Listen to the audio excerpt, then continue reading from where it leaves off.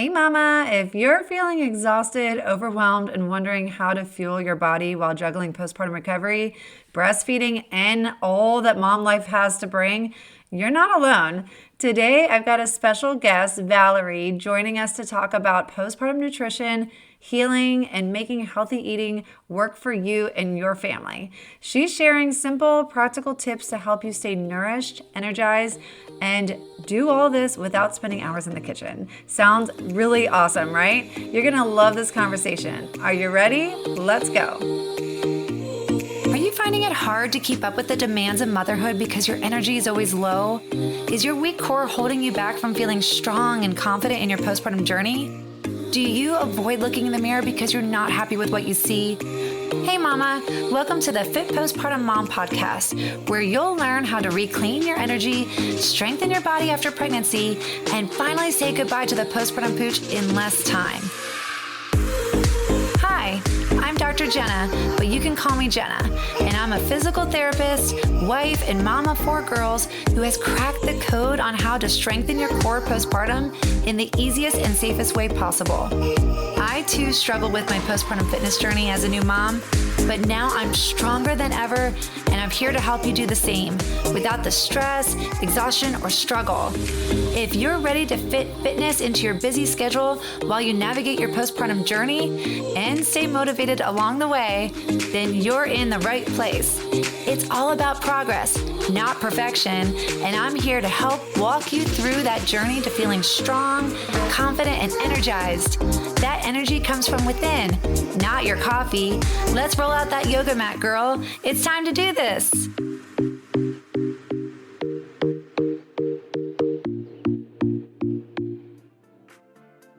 Hey Mama, I've got something big for you, an exclusive chance to win a half scholarship to my Postpartum Ab Rehab program.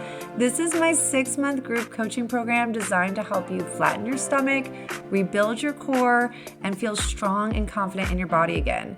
All in just 10 minutes a day with my expert guidance and a community of supportive moms. Imagine finally seeing the real progress, feeling energized, and fitting into your favorite clothes again. Here is how you enter. 1, leave a 5-star written review for the Fit Postpartum Mom podcast. 2, take a screenshot of your review before you hit enter. And 3, share it on Instagram and tag me at Live Core Strong, and then send me a DM so I know it's you. That's all you have to do. Super easy. The contest ends April 11th, so don't wait. Go enter now, and I can't wait to see you inside the program. Val Warner is a passionate advocate for women's health and wellness, particularly focusing on supporting mothers through their fitness and nutrition journeys. Val is from Albuquerque, New Mexico, and enjoys balancing her personal life with her professional pursuits by spending quality time with her family and staying active through various forms of exercise, including chasing her toddler, weight training, hot yoga, CrossFit, and other fitness modalities. Val holds an undergraduate degree in exercise science and nutrition and dietetics and a master's degree in nutrition and functional medicine. As a board-certified sports dietitian, she is dedicated to helping individuals, especially women, optimize their performance and overall health through evidence-based nutrition strategies. Her commitment to empowering mothers led Val to further her expertise in prenatal and postpartum fitness. While pregnant with her daughter, she earned certifications in birth fit and pregnancy and postpartum athleticism. This experience fueled her passion for helping moms maintain healthy, active lifestyles during and after pregnancy. In addition to her hands-on work with clients, Val is the creator and host of the Strong and Nourished Mama podcast, where she shares valuable insights, tips, and expert advice on navigating motherhood while prioritizing health, fitness, and nutrition. Val's comprehensive approach to health, rooted in science and personal experience, allows her to guide women in living balanced, fulfilling lives, empowered by the strength and nourishment they need to thrive as both individuals and mothers. Let's welcome Val to the show. Hi, Val. Welcome to the show. Thanks for being here. Hey, thank you so much for having me. I'm happy to be here. Yeah, well, tell everybody a little bit about yourself and how you got started with your business. So, I am from Albuquerque, New Mexico, and I work currently full time in corporate wellness, and it's on an Air Force base. And so, everything that I'm doing is totally free to those employees, which is super cool. And when I found out I was pregnant, which was in late 2022, I was like, you know what? I want to help moms because I've noticed out in the community that other moms and my friends in the community of women that I'm a part of, they needed some help nutritionally. So I started my business. Wellness by Val is my business. And then I started my podcast earlier, actually in late 2024, Strong and Nourished Mama. So that's how I got started. And with being pregnant and then obviously having my baby girl, postpartum pregnancy, postpartum nutrition, and then of course now I have a 1.5 year old, the how my nutrition and lifestyle kind of impact everything else. It's totally changed. And then being able to help moms that way. So that's kind of how I got started. It's very new, my business and my podcast, which is very exciting. So hopefully I can continue to help moms with their nutrition. That's wonderful. Well, we're excited to have you here. You're a wealth of knowledge, I know, and we have a lot of questions. We're going to be diving into nutrition, and this is an area that a lot of moms on my podcast are craving. And I don't often talk about nutrition because I work on fitness and exercise. So we're going to ask you a lot of questions around fitness. So around nutrition. So what are the key nutrients postpartum moms need to focus on, especially if they're breastfeeding? Because we have a lot of moms that breastfeed. I breastfed, and I just want to know, like, what nutrients do moms need to focus on the most when they are breastfeeding, and why are these nutrients so important? I love this question because when we are postpartum, even if we're not breastfeeding, our energy needs go up. So, we're going to talk about some macronutrients and we're going to talk about some micronutrients. So, macronutrients, the nutrients that we need a lot of, macro, big, and then micro, the smaller nutrients like our vitamins, our minerals, and of course, our phytonutrients. So, we first have to talk about energy, which is going to be part of our macros. Our energy, it's our calories. We need more calories, more energy after having a baby than we did when we were pregnant, which is kind of crazy to think about. Because when you're pregnant, you're growing a human from scratch, which is super cool. And then in your third trimester, baby is getting really big and their lungs are developing and everything is going very quickly. But when we're postpartum, we need more energy, especially when we are breastfeeding. And calorie needs can go up about 300 to 500 calories extra a day when we are postpartum and when we're breastfeeding. And that doesn't include activity. So, when eventually, right after 6 weeks and 3 months, and as you become more active, your calorie needs are going to go up. So, I breastfed for 13 months. And I started my exercise journey about 6 weeks postpartum. And of course, it progressively built up from there. So my calorie needs were increasing from like 2,500 calories, 3,000 calories to up to of 3,500 calories a day. And when we think postpartum, moms are typically like, I need to lose the baby weight. I can't eat anything. I need to work out all the time because I need to lose this weight. And in fact, that's going to hurt your recovery. And it's definitely going to hurt your milk supply because we need energy on board. We need calories on board to be able to produce milk and feed our baby. Otherwise, if we don't have enough energy, your body's like, okay, let's turn that off. We don't have enough energy for that. So, calories are number one. They're going to increase about 300 to 500. And depending on what you're doing individually, that's something that we can talk about together. Fat's going to be the second one that we really want to focus on. And it's unfortunately a macronutrient that most people and especially moms are afraid of, but we need fat. Not only because it's helping with satiety, with satisfaction, but it also tastes delicious. But we're going to need it for brain development. Your baby is going to be getting these healthy fats and the omega-3 fatty acids, which are fatty acids that we can't make in the body. We have to obtain them through our nutrition, through our diet, and we have to be able to give that to baby. So, because their brain, one, is still growing, their nervous system, their organs, their tissues, we need healthy fat for that. So, some sources of healthy fat, of course, can be like your fatty fish, which is also going to provide you with protein, your nuts, your seeds. Walnuts are really high in your omegas, which are delicious. You can add that to so many different foods, but even a variety of nuts and seeds, olives, and then, of course, your cooking oils like your olive oil and your avocado oil. The third one is going to be protein because I don't know if you felt like this after having your kids, Jenna, but after I had my little girl, I felt like I was in a body cast. Like I was looking at my arms and my legs and I was like, where did all my muscle go? Like the life was being sucked out of me, which was really interesting to experience, but we need the protein to preserve our muscle mass and to eventually build that up to go with our workouts and to build that strength. But we also need the amino acids from protein, which are the building blocks of protein, to be able to recover, build tissue, and grow. So after having a baby, C-section or vaginally, we have to be able to have that tissue recover, and we need amino acids for that. And then your baby is also getting this protein in your breast milk to be able to, and the amino acids to be able to grow. They're growing very, very quickly.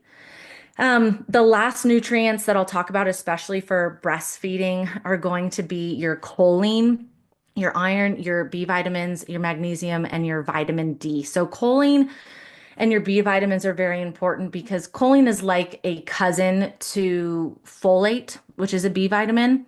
And your other B vitamins, B12 and B6, are going to be helpful for energy production. And you're constantly producing energy in order to feed your baby. And then as your baby grows, and choline is also needed for brain development and cognitive function. So research actually shows that when mom is getting, about 450 milligrams during pregnancy and postpartum breastfeeding, their baby is getting that. And it's significantly going to make a difference. And it's really cool to see the research on the amount of cholines babies and toddlers are exposed to and their IQ and their development and how, their fine motor skills, all of that. So choline is pretty important. So looking at food, of course, nutrition and our supplements to make sure that we have the adequate amount, the therapeutic dose. And then our B vitamins are going to be important for baby and breastfeeding. Also for mom can be after you have a baby, you're very energy and nutrient depleted. And it's pretty common, of course, with the hormone drop after having a baby. But for nutritionally, if we're depleted, to have the baby blues. So we have, and this is totally different from your postpartum dysmorphic disorder, right? Where you're just like, it's totally two different things, right? Your baby blues is where you're going to have an increase in anxiety and depression and stress. You may just be feeling down. And for a lot of moms, it can be because they're very low in their B vitamins. So this is not the time to say, hey, I'm done. I'm not pregnant anymore. I don't need to take my prenatals. We want to make sure that we're still taking that and then we're getting that with adequate food. And then the type of B vitamins are going to matter. So folic acid is synthetic. Most people can't absorb folic acid. So we want to make sure that we're getting folate or our methylated folate, our methylated B vitamins, so that we can actually absorb those. And then vitamin D, the amount's going to depend on what your current level is because it's a fat soluble vitamin. Magnesium is my favorite. I've talked about this on my podcast before. I love magnesium so much. It's going to be needed to actually create ATP and energy, and most people are low in magnesium. So supplementing with that, and then having foods like your dark chocolate over 70% has a lot of magnesium. Your pumpkin seeds have a lot of magnesium, and you actually need magnesium to be able to produce milk. It's an electrolyte, so that along with potassium and sodium is going to help with producing milk and feeding your baby. So it's kind of a lot. That's like a lot of information. So energy, fat, protein, and then those micronutrients to be able to keep your supply up, keep your energy up, preserve your muscle mass, and then be able to feed your baby with all of these nutrients. That was great. Even though it sounds like a lot, it actually narrows it down because there are so many nutrients out there, but you really did narrow it down to the most important. So that was a great list. So good. So let's talk about some simple and practical strategies for meal planning because yes, we know what we need, but how do we meal plan and prep to have, this nutrient dense, food plan for ourselves as busy moms? That is huge. Practical strategies. I always tell people, I got this from my mentor, more time now is less time later. And especially when we go back to work, the weeks are hectic. The weeks are crazy and nuts. And a lot of the times we're like, I just want to chill on the weekends. I don't want to do anything. I don't want to spend all day Sunday in the kitchen preparing meals. Like that's exhausting. But if we can think of a plan that works for us and our schedule, it's going to set us up for the busy, busy week. So the strategies that I'm going to work through today, I'll use myself as an example, but think of your own schedule and how you can kind of tweak this a little bit to make it fit for you. The biggest thing is trial and error. See what works. If it doesn't work, let's try something new. But what I always recommend my clients to do is to split everything up so you're not doing everything in one day, like on Sundays. That's a typical thing, right? Where you're creating the grocery list, you're going grocery shopping, and you're meal prepping all on Sunday, and then your Sunday is gone. And then it deters you from continuing these healthy habits of meal prepping and meal planning, and then you'll never do it again. So if we can split it up. So what I like to do is Monday through Thursday, I like to start thinking. It's not like I'm like just sitting there, really putting a lot of thought into it. I'm just, if I come across a cool recipe or I'm sending a new recipe to a client, I'm like, oh, that sounds good. Or, you know what, this is what I'm craving. I'm starting to write down some meals that sound good for the next week. And I'm thinking of my week ahead of time. Okay, I have to get dinner with so and so after work on this day, or I'm meeting a girlfriend at CrossFit on this day. Like, how am I going to fit in my meals? So that I kind of have an idea. And then on Fridays, I create my grocery list and I go grocery shopping. Saturdays and Sundays is where I'm kind of splitting up the meal prep. So I may wash some veggies and chop them. I may put something in the crock pot. On Sundays, I may prep my overnight oats. So I'm not doing everything in one day. So that's what the first thing is, split up the different tasks when it comes to meal planning and meal prepping. And then I also recommend creating a list of your favorite recipes because we can't rely on it's decision fatigue, right? You're thinking like, oh, what do I want for dinner tonight? What do I want? Like, I'm sick of thinking of what to make for dinner all of the time. But if we have a list of meals that you like, maybe it's tacos, maybe it's homemade pizza, maybe it's a pasta night, maybe it's a casserole or a soup or a stew or whatever recipes that you're coming across, just create this list. Maybe it's on the fridge, maybe it's in your phone and your notes app, and then you can pull from those recipes each week. Depending on how old your kids are, and then of course your spouse, you can always say, hey, you choose a recipe, I'll choose a recipe, and so will choose a recipe. So again, it's not all on you, and then everyone's kind of having a decision and then foods that they will enjoy. So you create your list of your meals that you want to try and that you come across. And then you focus on creating balanced meals. So this is big when it comes to postpartum moms to be able to lose weight postpartum, to be able to hold on to muscle and gain strength. And as we've talked about before, the confidence aspect too, we have to focus on building a balanced plate. And your number one is going to be protein. And of course, when I'm working with my clients, we'll talk about individual needs because everyone is different.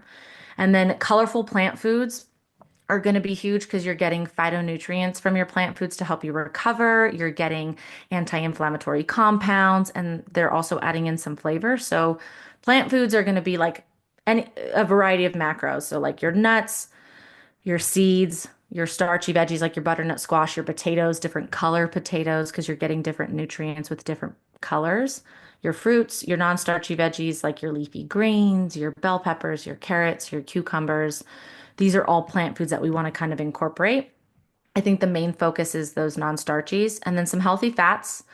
Usually your healthy fats is about like 1 to 2 thumb sizes for those of you who don't want to like constantly keep track of everything. It's nice to be able to look at your hands and just use that as a guideline. So your protein is usually like the size of your palm, maybe a little bit more depending on your needs. Your plant foods, your non-starchies are like 2 handfuls, half of your plate. And then your healthy fats are about 1 to 2 thumb sizes, 1 to 2 tablespoons. And then some complex carbohydrates, and the amount's going to vary depending on your goals and your activity level. So this can be like whole grains, farro, oats. It can be those starchy potatoes, Japanese sweet potatoes. It can be all kinds of different types of foods there.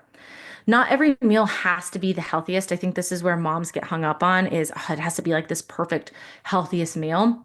Let's try to shift our focus to balance and flexibility sprinkled in with some discipline. So for the most of the time, maybe you're having a lean protein, maybe it's chicken breast, and then you're having black beans, and then maybe you're having a little bit of guacamole. I'm thinking of a burrito bowl right now.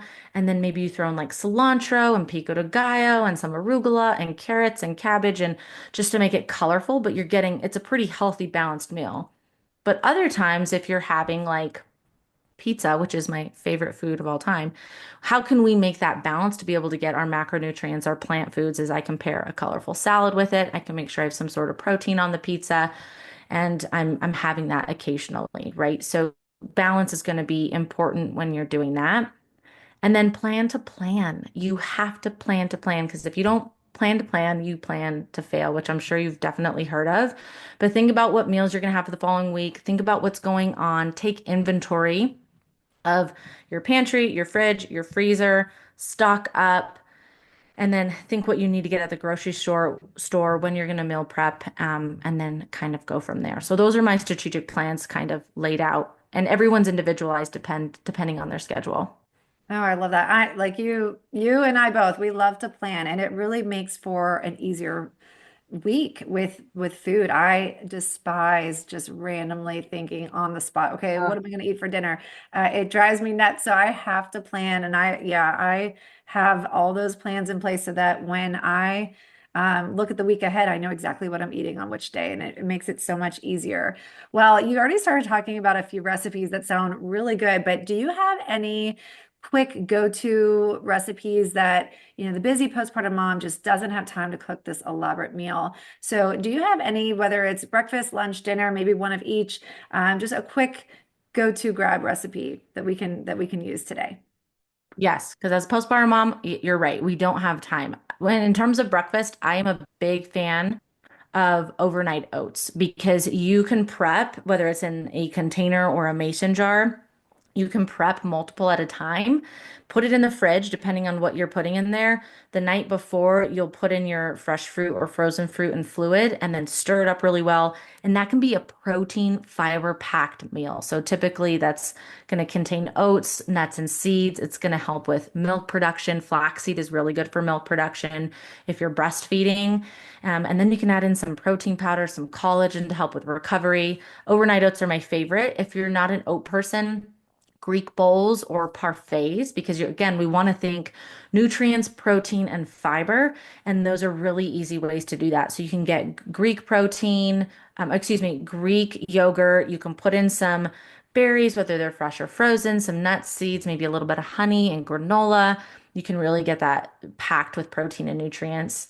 Breakfast burritos are big, and you can freeze those. So maybe like on Saturday or Sunday, you and your spouse, or maybe someone else in the family, especially if you're newly postpartum, can help you with making breakfast burritos. They last a long time. You wrap them up, put them in foil, put them in the freezer, make sure you put a date on it, and they heat up really well. That is very easy. And you can even have that for lunch or dinner, which is nice.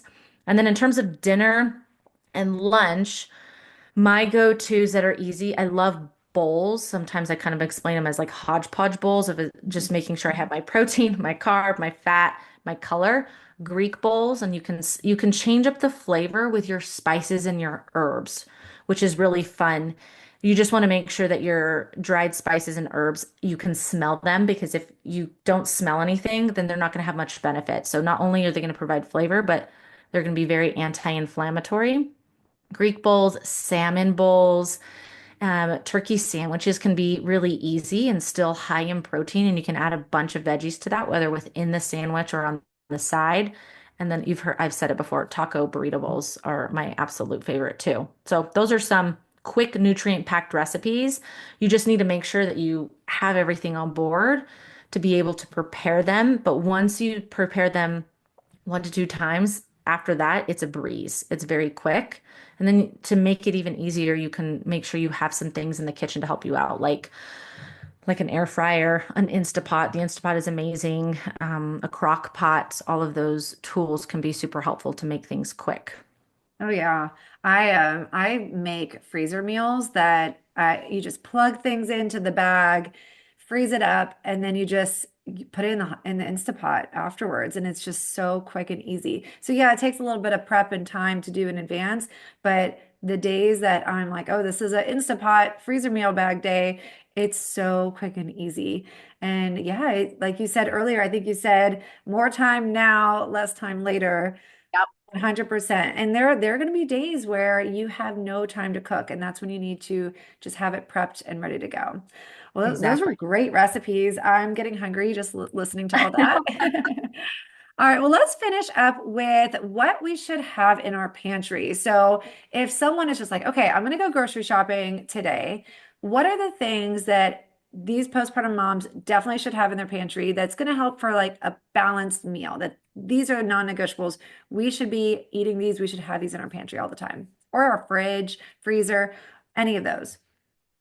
So we definitely want to be stocked, and you want to think of backup plans because life's going to happen and you're not going to be able to make the rice that you are planning. So if we can have multiple options that are quick and easy as a postpartum, as a busy mom, that's going to be the way to go. So if we're thinking, let's say, of pantry foods like your beans and legumes, you can get them raw. Like I can have black beans raw, I can get pinto beans raw and legumes or lentils maybe, um, but also have them canned or in a bag. So typically, like your beans, you can find in a can. You can find low sodium or no sodium added. You'd obviously rinse them really, really well. But if I don't have the time to get the Instapot out or cook my beans or my lentils, or the thought of it is like I don't have the capacity, you can just grab the can right there. With your lentils, it's typically in a bag that you can microwave. Again, you're thinking of backup options, right? So when I have the time, I'm going to cook the raw food, but when I don't, then I'm going to rely on the canned or the microwavable bags of lentils or beans. And then frozen foods too. I can have black rice, brown rice, jasmine rice, and quinoa raw in the pantry, but maybe I have them in the freezer as well. So when I'm quickly running around and I need a carbohydrate paired with my meal, I can take out a bag, I can microwave it real quick and put that in my plate, in my bowl. So that's really nice. And even some of the rice products out there too, it's not just frozen. You can get them microwavable, like just in the pantry, so you don't have to put them in the freezer. And then raw and frozen fruits and veggies because you can do so much with this. I just bought a frozen fajita mix just as a backup option of veggies that I can just put on the stove or I can put on a sheet pan and I can bake with my protein. But when we have the time, we can use those raw foods. And then frozen fruits are great for smoothies. I had my baby girl in August. It was hot. Usually the recommendation after having a baby is like your warm foods, your soups, your stews. But when it's 90 degrees or 100 degrees and dry heat, I'm like, I need a smoothie. So my frozen fruit was perfect for that. And then nuts and seeds are going to be great in your pantry. You can get them in bulk and then you can stock like little glass containers or whatever you have in your pantry and then put the rest in the freezer just so they don't get moldy. That's what's going to keep them fresh with your nuts and seeds. And then you can throw that into your Greek yogurt. You can get a handful and have it with a piece of fruit for a snack. Those are typically the essentials when it comes to your pantry, your fridge, and your freezer to help make a balanced meal, to help with protein, carbohydrates, plant foods, fiber. But you can also think of some options that you can keep in the pantry that are going to be like a quick snack. I love beef sticks. And so if I can get beef sticks, some pistachios, and maybe a peach or some type of fruit, that can be a really well-rounded snack option that isn't going to take much time because I have the pantry stocked with the pistachios and the beef sticks. So those are usually my go-tos. Oh, I love that. And everything you said, I love eating all of those. And I hope the moms listening love those ideas too. Well, I know people are going to want to keep listening to you on your podcast. So where can they find you? And just let us know where we can continue following you and listen to your content. Yes, thank you so much. So my podcast is Strong and Nourished Mama, and I put out an episode each week, so you can check out that. And then on Instagram, I'm at wellness by Val underscore under Val Warner, of course. And so those are the two main ways that you can find me right now, since I am just starting my business. I don't have a website yet, but when I do, I will let you all know. And I do have a freebie that I will give Jenna so that you can put that in the show notes so that you guys can get recipes as well as how to make a balanced plate, how to make a balanced meal. Oh, wonderful. That's going to be such a great resource. I'm so excited to have this on the show today, and we are so grateful for your knowledge and for all the recipes you gave us. Thank you so much for being here. Thank you so much for having me. Wow, that was such an insightful conversation with Val. I love how she broke down postpartum nutrition in a way that feels so doable for busy moms. If you love this episode and if you love this podcast, don't forget to enter the giveaway for a half scholarship to my Postpartum Ab Rehab program. Just leave a 5-star written review for the Fit Postpartum Mom podcast, screenshot it, share it on Instagram, tag me at Live Core Strong, and then send me a DM. The deadline is April 11th, so don't wait. Go enter now, mama. And remember to always live core strong. Hey, mama. I hope you enjoyed today's episode. If so, would you take 30 seconds and leave a 5-star review on Apple Podcasts? It would bring me so much joy. Simply scroll down to the stars and click write a review. Your review will help more women discover our podcast. Let's grow this fit mom movement together. And if you want your friends to come alongside you on this postpartum fitness journey, invite them to our free Facebook group where you can get motivated together.